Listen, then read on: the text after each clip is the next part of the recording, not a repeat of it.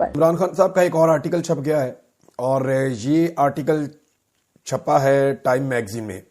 Article کیا ہے وہ آپ کو بتاتا ہوں. اب خبریں کیونکہ بہت ساری ہیں لیکن 3-4 چیزیں جو بہت امپورٹنٹ ہیں وہ مجھے آپ کو بتانی ہے. تھوڑی میں نے ریسرچ کی ہے کہ یوکرین اور رشیا اور امریکہ کے بیچ میں کیا چل رہا ہے اور ڈونلڈ ٹرمپ نے کس طریقے سے جو ہے وہ یوکرینی صدر کو وائٹ ہاؤس کے اندر شرمندہ کیا اور اس کی وجوہات کیا ہیں اور اب اس کا نتیجہ کیا نکلے گا اور یہ لڑائی ہو کیوں رہی ہے. یہ سارا کچھ میں آپ کے سامنے اس ویلاگ میں رکھوں گا.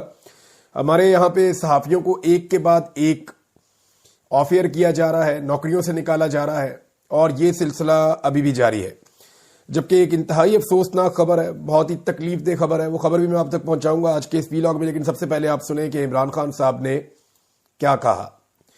عمران خان صاحب نے ٹائم میگزین کے اندر لکھا ہے, ان کا جو آرٹیکل ہے, کہ پاکستان میں جمہوریت کمزور اور دہشت گردی بڑی ہے. فوج کو دہشت گردی سے نمٹنے کی بجائے انتقامی مہم میں جھونک دیا گیا ہے. عدلیہ کی آزادی چھین لی گئی ہے اور سیاسی اختلاف کو ریاست دشمنی قرار دے کر سخت سزائیں دی جا رہی ہیں. تاریخ نے یہ ثابت کیا ہے کہ پاکستان میں آمرانہ حکومتیں عارضی ہوتی ہیں, لیکن جو نقصان وہ پہنچاتی ہیں وہ نسلوں تک برقرار رہتا ہے اور ان کے اثرات اس سے زیادہ دیر تک رہتے ہیں. ہم ڈونلڈ ٹرمپ اور ان کی انتظامیہ سے توقع رکھتے ہیں کہ وہ جمہوری اصولوں, انسانی حقوق اور قانون کی حکمرانی کے عزم کو مزید مستحکم کریں گے, خاص طور پر ان خطوں میں جہاں آمریت جمہوری اقدار کو خطرے میں ڈال رہی ہے. پاکستان کے army chief general Syed Asim Munir فوج کے آئینی دائرہ کار کو تسلیم کریں اور اس کی حدود کا احترام کریں. صرف اسی صورت میں پاکستان حقیقی جمہوری نظام کے تحت ترقی کر سکتا ہے. پاکستان آمرانہ طرز حکمرانی کے شکنجے میں جکڑا ہوا ہے اور پاکستان میں جمہوریت کی آخری نشانیاں تقریباً ختم ہو چکی ہیں. پارلیمنٹ ربڑ سٹمپ بن چکی ہے.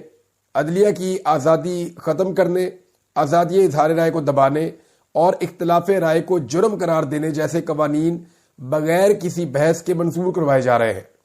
سیاسی اختلاف کو ریاست دشمنی قرار دے کر سخت ترین سزائیں دی جا رہی ہیں. جبر کا نقصان عام آدمی کو ہو رہا ہے.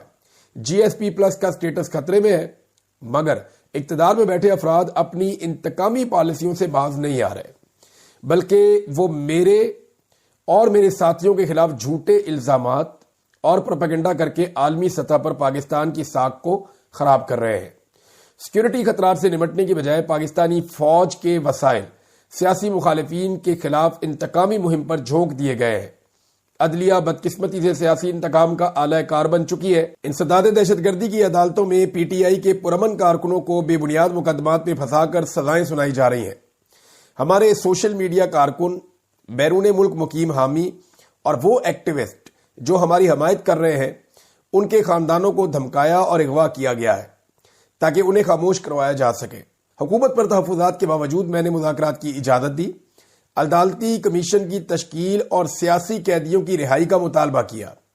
بدلے میں مجھے گھر میں نظر بندی کی پیشکش کر دی گئی اور ساتھ میں میری پی ٹی آئی کو مبہم انداز میں سیاسی جگہ دینے کی بھی بات کی گئی, جسے میں نے مسترد کر دیا.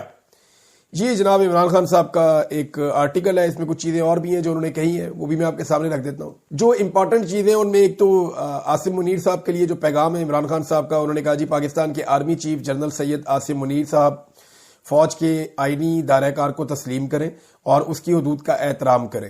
صرف اسی صورت میں پاکستان حقیقی جمہوری نظام کے تحت ترقی کر سکتا ہے. یعنی فوج اپنے آئینی کردار میں جائے تو یہاں سے پھر پاکستان آگے بڑھ سکتا ہے اور ترقی کر سکتا ہے, اور اس میں بقول عمران خان صاحب کے جو بڑا کردار ہوگا وہ آرمی چیف کا ہوگا. پھر ڈونلڈ ٹرمپ کے حوالے سے عمران خان صاحب نے کہا کہ جو کیونکہ امریکہ میں ایک نئی حکومت بنی ہے, انہوں نے کہا جی ان سے ہم توقع رکھتے ہیں کہ وہ جمہوری اصولوں, انسانی حقوق اور قانون کی حکمرانی کے عزم کو مزید مستحکم کریں گے, خاص طور پر ان خطوں میں. یعنی عمران خان صاحب ذاتی طور پہ اپنے لیے مدد نہیں مانگ رہے, وہ ایک اصول کی بات کر رہے ہیں. انہوں نے کہا ان خطوں میں جہاں آمریت جمہوری اقدار کو خطرے میں ڈال رہی ہے. دیکھیں عمران خان صاحب کا جو بیانیہ ہے وہ شروع ہوتا ہے ایک سائفر سے, تو اب وہ ڈائریکٹلی امریکہ کو کسی مدد کے لیے کبھی کہہ نہیں سکتے, لہذا وہ جب بھی بات کرتے ہیں وہ اصول کی بات کرتے ہیں, اقدار کی بات کرتے ہیں, وہ یہ کہتے ہیں کہ ہر جگہ پہ آپ کو یہ کرنا چاہیے، تو وہ آٹومیٹکلی پھر پاکستان کے ساتھ بھی یہی ہو جائے گا۔ پھر عمران خان صاحب نے کچھ اور چیزوں پہ زور دیا اور بار بار یہ کہا کہ اس وقت ضروری یہ ہے کہ اسٹیبلشمنٹ اپنے رول میں جائے، ملٹری اسٹیبلشمنٹ، اور وہ دہشت گردی سے نمٹنے میں اپنی توانائیوں کو صرف کرے، اور جو انتقامی کارروائیاں ہو رہی ہیں عمران خان صاحب یا ان کے ساتھیوں کے اوپر، وہ کارروائیاں بند کی جائیں۔ بہرحال یہ ایک تگڑا آرٹیکل ہے جو دا ٹائمز میگزین میں چھپا ہے۔ اب ٹائم کے اندر عمران خان صاحب کا آرٹیکل چھپ جانا یہ پھر شریف خاندان کے لیے اور زرداری خاندان کے لیے بڑا مسئلہ ہے، کیونکہ وہ تو اپنا آرٹیکل آج تک وہاں چھپوا نہیں سکے، نہ وہ وہاں پہ آرٹیکل لکھتے ہیں، پڑھنے لکھنے والا کام ہی نہیں کرتے، زیادہ تر ایسا کام ہی نہیں کرتے جس میں کوئی چیلنج درپیش آ جائے۔ لہذا عمران خان صاحب کا جب بھی کبھی عالمی جریدے کے اندر یا کسی بین الاقوامی ادارے کے اندر کوئی آرٹیکل چھپ جائے یا کوئی انٹرویو چھپ جائے تو ان ساروں کو مصیبت پڑ جاتی ہے۔ اب ناظرین، ایک اور جو خبر تھی جو انتہائی افسوسناک خبر ہے اس کی طرف آ جائے۔ اس کی مجھے بڑی تکلیف بھی تھی اس خبر کی، اور میں اس پہ پہلے بات کرنا چاہ رہا تھا، لیکن مجھے ایسا لگا کہ یعنی میں نے اس پہ پہلے بات کی ہے اس ایشو کے اوپر، لیکن جب یہ خبر پہلی دفعہ مجھے ملی تو مجھے بڑا سخت ری ایکشن میرے اندر سے آیا اور مجھے بڑی تکلیف ہوئی۔ یہ کہانی ہے جی آصف جاوید صاحب کی، جنہوں نے اپنے اوپر پیٹرول چھڑک کے آگ لگا دی لاہور ہائی کورٹ میں۔ انتہائی افسوسناک واقعہ۔ اس واقعے کی انکوائری بھی کروائی ہوئی ہے chief justice Lahore high court نے کہ کس طرح سے عدالت کے اندر پہنچ گیا پیٹرول۔ انکوائری اس بات کی نہیں ہو رہی کہ ایک شخص نے خود کو آگ لگائی، وہ کیوں اتنا مجبور ہو گیا کہ 9-10 سال عدالتوں کے دھکے کھانے کے بعد جب اسے انصاف نہیں ملا تو پھر وہ خود کو آگ لگانے پہ مجبور ہو گیا۔ اس کے اوپر انکوائری نہیں ہو رہی کہ عدلیہ نے اسے انصاف کیوں نہیں دیا۔ انکوائری اس بات پہ ہو رہی ہے کہ وہ جو پیٹرول ہے وہ عدالت میں کیسے پہنچا۔